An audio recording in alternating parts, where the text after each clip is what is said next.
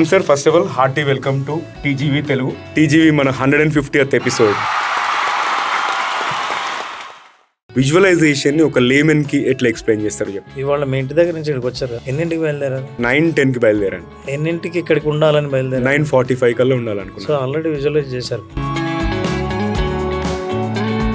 Visualisation ద్వారా మీకు వచ్చిన మంచి పాజిటివ్ రిజల్ట్స్ ఏదైనా ఉంటే దాని గురించి షేర్ చేయండి. So visualisation is a part of my life. చాలా మంది ఎలా అచీవ్ చేయగలిగావన్నప్పుడు నేను ఒక్కసారి రివర్స్ ఇంజనీరింగ్ చేస్తే ఓకే విజువలైజేషన్ ఒకటి ఉంది, దీన్ని నేను థియరటైజ్ చేసి ఈ కాన్సెప్ట్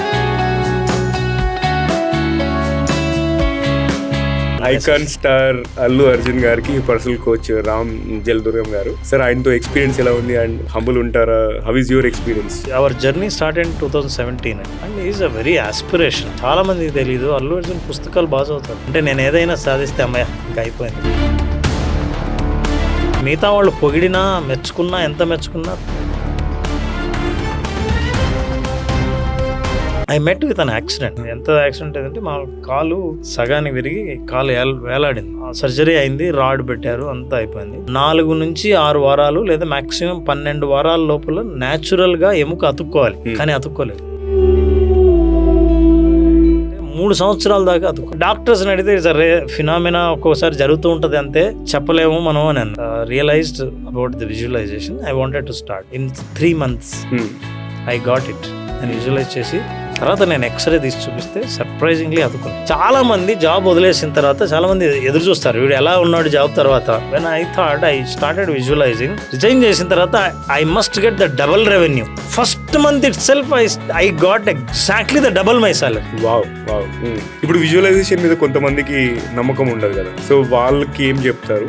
నమ్మకం చాలా ఇంపార్టెంట్. నమ్మకం లేదంటే మీరు విజువలైజ్ చేయక్కర్లేదు, అచీవ్ చేయక్కర్లేదు. దాని అర్థం ఏంటి? Visualization is a psychology, neuroscience, belief system. It is life. So ఇది ఒక ప్రాక్టీస్, ఒక టూల్ లాగా ఎవరు తీసుకొచ్చారు? జోస్ సిల్వా అని అమెరికాలో ఆయన ఇంట్రడ్యూస్ చేశాడు. సిల్వా మెథడ్ అంటారు, ఇప్పుడు కూడా చాలా పాపులర్. సో ఈ థియరీని టెస్ట్ చేయడానికి చాలా మంది ఆయన దగ్గరికి వచ్చిన వాళ్ళంతా డాక్టర్లు, సైకాలజిస్టులు, న్యూరో సైంటిస్టులు, ఇలాంటి వాళ్ళందరూ టెస్ట్ చేయడానికి వచ్చారు. వచ్చిన వాళ్ళు చాలా మంది ఆయన శిష్యులుగా మారారు.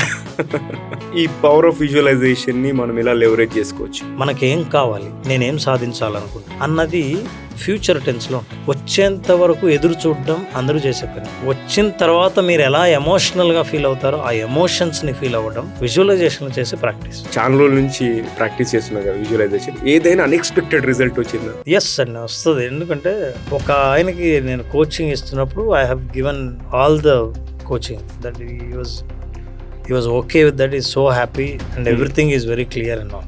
అంతా అయిన తర్వాత రావట్లేదు సార్. నేను మరి రియల్ ఎక్స్పీరియన్స్ ఎట్లా ఉంది ఏమంటే, అంటే ఇంకా నేను రియల్ ఎక్స్పీరియన్స్ ఇంకా చేయలేదు సార్ అని. అంటే మీరు స్టెప్స్ తీసుకోలేదు, యాక్షన్ స్టెప్స్ ఇంకా తీసుకోలేదు సార్, తీసుకుందాం అనుకుంటాను. మరి విజువలైజేషన్ చేసేటప్పుడు జనాలు చేసే first thing what they think is that visualization is everything. చాలా మంది చేసే తప్పు ఏంటంటే, నెంబర్ 1 మధ్యలో వదిలేయటం. Second thing is the process ని బిలీవ్ చేయకపోవడం. Third is that vivid goal లేకపోవడం.